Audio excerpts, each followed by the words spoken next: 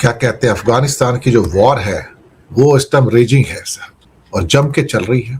क्या कहा जाए, पिछले हफ्ते की बात है जब पाकिस्तान ने अफगानिस्तान के कई एरियाज पर अटैक किया था, खासतौर से पख्तिका, नंगरहार, खोस्त। तब पहले इंफॉर्मेशन आई थी 28 लोग मारे गए थे उसमें, और ज्यादा करके उसमें लेडीज और बच्चे थे। हालांकि कहा गया था कि हमने आतंकवादियों को मारा है, और अब उम्मीद की जा रही थी कि अफगानिस्तान अटैक करेगा। वो रात को अटैक हुए, सारे के सारे दावे हैं, काउंटर दावे हैं, और बहुत सारे दावे कुछ इस किस्म के हैं कि जहां पर बताया गया कि पाकिस्तान का क्लेम है कि इन अभी के जो अटैक्स जो सारे कंधार में, काबुल में बाई एयर अटैक किया गया है, F-16 और शायद हो सकता है JF-17 का यूज किया गया होगा। तो बताया गया कि 133 जो है तालिबान के जो फाइटर हैं उसमें मारे गए हैं, 200 से ज्यादा घायल हैं। तो इसके साथ ही अफगानिस्तान का जो क्लेम था कि 8 सोल्जर्स मारे गए हैं, 11 घायल हैं। अब यहाँ पर ये जो ऑपरेशन है जिसको गजब लिल हक का नाम दिया गया है, गजब लिल हक, द राइटियस वन, ये कहा जा रहा है। तो फिर यहाँ पर जो ये रिस्पांस आया इसको लेके ख्वाजा आसिफ जो कि डिफेंस मिनिस्टर है, उनका कहना है कि अब ये ओपन जंग है भाई इस समय।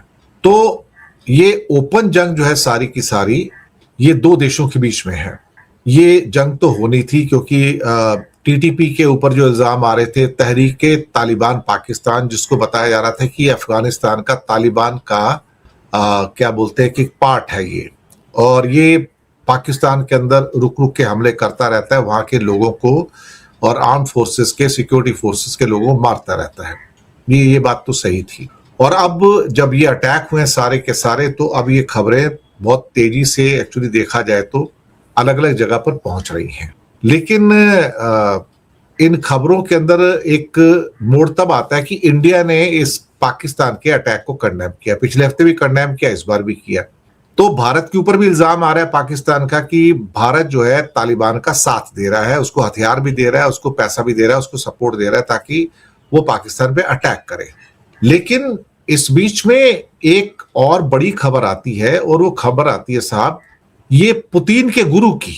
जी हाँ, आप कहोगे पुतिन के गुरु कहां से बीच में आ गया, और उनका एक ट्वीट आता है साहब यहाँ पर पुतिन के गुरु का, और उससे भी काफी एक किस्म से कहा जाए तो तहलका मचा दिया। पुतिन के गुरु का नाम है अलेक्जेंडर डुगिन। जी हाँ, अलेक्जेंडर डुगिन उनका नाम है, और ट्विटर पे उन्होंने एक पोस्ट डाला वहां पर, और उस पोस्ट पे क्या लिखा मैं आपको पूरा का पूरा पढ़कर सुना देता हूं। The Afghan Pakistan war is the strike against BRICS announced by Trump. Behind Afghanistan there is India, and behind Pakistan there is China. The territory of the tribe is peopled mostly by Pashtuns, who are the ruling majority in the Afghanistan. Pashtuns are Taliban radical Salafis. जी हाँ, radical Salafi. वो कहते हैं कि तालिबान को India की support है और पाकिस्तान को चाइना की सपोर्ट है। अब मुझे नहीं समझ आया कि ये ब्रिक्स बीच में कहां से आ गया, और ये डुगिन क्या कहने की कोशिश कर रहे हैं। उनका कहना है कि अफगानिस्तान पाकिस्तान की जंग जो है, ट्रंप का ऐलान किया हुआ ब्रिक्स के खिलाफ हमला है। चलिए साहब, अब मैं तो इस बारे में मुझे पता नहीं, ज्यादा कुछ नहीं, लेकिन ये खबर इस टाइम मजबूती से निकलकर बाहर आ रही है कि बहुत सारी चीजें इस किस्म की जो दावे हैं, काउंटर दावे हैं, एलिगेशन है, काउंटर एलिगेशन है, वो सभी पूरे के पूरे निकल कर आ रहे हैं। अब रही बात कि ये जो जंग है ये कहाँ तक पहुंचेगी, क्या ये जंग जो है और चलेगी, लंबी चलेगी, या फिर इसको क्या कहा जाए कि अल्टीमेटली ये जंग अभी रुकवाने में क्या कतर और सऊदी जो है कामयाब हो जाएंगे। लेकिन अब इसमें एक आता है कि जब ख्वाजा आसिफ ने कह दिया कि ओपन वॉर है, कि तो वॉर तो ओपन हो गई, चलो ठीक है, वॉर तो हो रही है। अब वॉर को लेके एक पाकिस्तान और सऊदी का एग्रीमेंट भी है कि किसी भी कंट्री के ऊपर अगर वॉर होती है तो दूसरा कंट्री उसको सपोर्ट करेगा, यानी कि दूसरे कंट्री के ऊपर वो हमला समझा जाएगा। और इसके बीच में इशाक डार जो कि उनके फॉरेन मिनिस्टर हैं, उन्होंने सऊदी से कांटेक्ट किया और उनसे कहा कि भाई आप यहाँ पे सीज फायर करवाओ, इस वॉर को रुकवाओ कहीं ना कहीं। हालांकि ख्वाजा आसिफ कहते हैं कि ये ओपन वॉर है। तो कुछ ना कुछ तो अंदर ही खाते जो था वो चल रहा है ना अल्टीमेटली यहाँ पर। तो अब ठीक है, जो भी है जैसा भी है, लेकिन मुझे ऐसा लग रहा है कि ये वॉर अभी थोड़ी सी लंबी चलेगी, ये इतनी जल्दी खत्म नहीं होगी। और इस किस्म का जो बदला लेना है, ये तालिबान का एक्चुअली क्या है ना, डीएनए के अंदर है साहब। आपको जो करना है कर लो। तो तालिबान की जो क्या है ना, उनके जो गुर्रिल्ले लड़ाके हैं, उनकी जो ताकत बहुत है उनकी।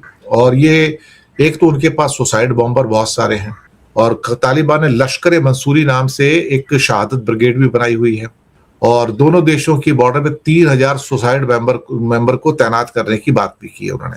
चलिए ठीक है। दूसरा, जो इनके गुरिल्ला लड़ाके हैं, उनको क्या है कि जो पहाड़ वहाड़ आसपास बहुत हैं, तो ऊपर नीचे एरियाज हैं सारे, वो तेजी से हमला करते हैं और फिर वो उसके बाद पहाड़ों में गायब हो जाते हैं। तो हिट एंड रन पॉलिसी है इनके पास। क्या है, बंकर भी हैं, सुरंगों का नेटवर्क है, टनल्स काफी बना ली हैं, जैसे कि हमास वाले बनाते थे। ज्योग्राफी जो है इनकी, जो है पूरी की पूरी अफगानिस्तान की है, वो करीब करीब 6.5 लाख स्क्वायर किलोमीटर का एरिया है। और यहाँ पर क्या होता है ना कि ऊपर नीचे आने जाने में ना, ये पहाड़ियां जो है ना, जो क्या कहते हैं, जो अटैकर्स होते हैं उनको रोकने में बड़ी मदद करती हैं। लेकिन पाकिस्तान के पास एडवांटेज ये है कि उसके पास एयर फोर्स है, तो उसको ये सारा का सारा जो ज्योग्राफिकल एरिया है वो उसको परेशान नहीं करता है। और तालिबान की दूसरी ताकत है उसको कि जो लोकल आबादी है, तो उसका भी उसको पूरा का पूरा समर्थन मिलता है, तो वो उसको एक प्लस पॉइंट हो जाता है। इसलिए अमेरिका और रशिया वहां रह के भी देखा जाए तो जीत नहीं पाए थे इतने। अब इशाक डार ने रिक्वेस्ट किया रियाज से कि भैया आप इसको रुकवाओ, कुछ भी होगा जैसे भी होगा। अब पता नहीं, इसके बीच में ईरान भी चौधरी बन के कूद रहा है, तो वो कहते हैं भाई आप, हम जंग को रोकने की कोशिश करेंगे। अच्छी खासी जंग है, कुछ छोटी मोटी जंग तो है नहीं है। अब पता नहीं कब तक चलेगी, लेकिन दोनों के बीच में जो तलखी है, तालिबान के बीच में और पाकिस्तान के बीच में, ये तलखी छोटी नहीं है साहब, ये तलखी बहुत बड़ी है अपने आप में। और इसमें एक चीज बड़ी क्वालिटेटिवली निकल कर आई है कि इंडिया ने ओपनली ही इसको, अफगानिस्तान को सपोर्ट कर दिया है, और खास तौर से पाकिस्तान के अटैक को कंडेम किया है। तो यहां से कुछ चीजें थोड़ी क्लियर होती नजर आ रही हैं कि इंडिया, ऐसा लग रहा है कि, मुझे भी लगता है कि इंडिया अफगानिस्तान को सपोर्ट करता हुआ यहां पर नजर आ रहा है। तो ये देखते हैं अभी क्या होता है। लेकिन ये जंग जो इस किस्म की जो तालिबान के साथ होती है ना, लंबी चलती है, वो छोटी नहीं चलती।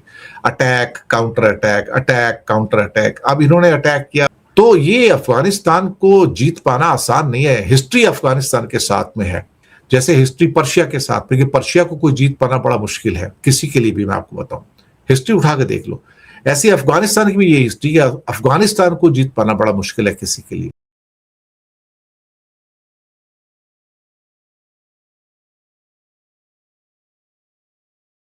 सलामुअलैकुम दोस्तों, इन लोगों ने हिस्ट्री पढ़ी नहीं है और इन्हें पता भी नहीं है कि अफगानिस्तान तो कभी मुल्क था ही नहीं। दोस्तों, पाकिस्तान यहाँ पर पहले जो हुकूमत थी वो मुग़ल हुकूमत थी। उसके पहले ख़ानदान गुलामा थे दोस्तों, खिलजी थे। जिसका दिल चाहता था वो जाकर ठोक आता था दोस्तों, गजनी को भी, कंधार को भी। कंधार तो अकबर के दौर में था ही हिंदुस्तान का हिस्सा। उसके बाद फिर दोस्तों चला गया, फिर ईरान के पास चला गया, ईरान से फिर हिंदुस्तान के पास आ गया। यानी अफगानिस्तान को हर कोई ठोकता ही रहा था। मंगोल दोस्तों जो आए थे, मंगोलों ने अफ़गानिस्तान में आकर खूब मारा-मारी की थी, लेकिन जब वो हिंदुस्तान की तरफ आए तो यहाँ पर रज़िया सुल्ताना की हुकूमत थी, और रज़िया सुल्ताना ने उन्हें तोहफ़े-शोफ़े देकर दरियाए सिंध के किनारे ही रोक दिया था। और फिर वो वापस गए गज़नी में तबाही मचाई। उसका सुल्तान भागकर दोस्तों रज़िया सुल्ताना के पास आया था। दूसरा मोहम्मद तुगलक था, जिसने खतरनाक तरीके से दोस्तों मुग़लों को रोका था। उसने किले बनवाए थे, और यहाँ पर अफ़गानिस्तान नाम का कोई मुल्क ही नहीं था। और दोस्तों ये सारा ख़ंदार, आपका गज़नी, ये सारा हिंदुस्तान का ही हिस्सा था। ये है तारीख़, और तारीख़ यही बता रही है कि ये कभी भी जीत ही नहीं सकते थे। और दोस्तों जहाँ तक बात है रूस की, अमेरिका की, तो वो सबको पता है। अमेरिका भी कह रहा था, ट्रंप भी पिछली बार कह रहा था कि हमें हराने वाला पाकिस्तान ही है। और जेनेवा अकॉर्ड जो पाकिस्तान और रशिया के दरमियान हुआ, जिसकी वजह से रूस ने अपनी सारी फ़ौजें अफ़गानिस्तान से निकाली थी, वो अफ़गानिस्तान के तालिबान के साथ नहीं हुआ था, वो पाकिस्तान के साथ हुआ था, जेनेवा अकॉर्ड अक़वाम मुत्तहिदा में, जिसके बाद गोर्बाचोव ने यहाँ से अपनी फ़ौजें हटा ली थी।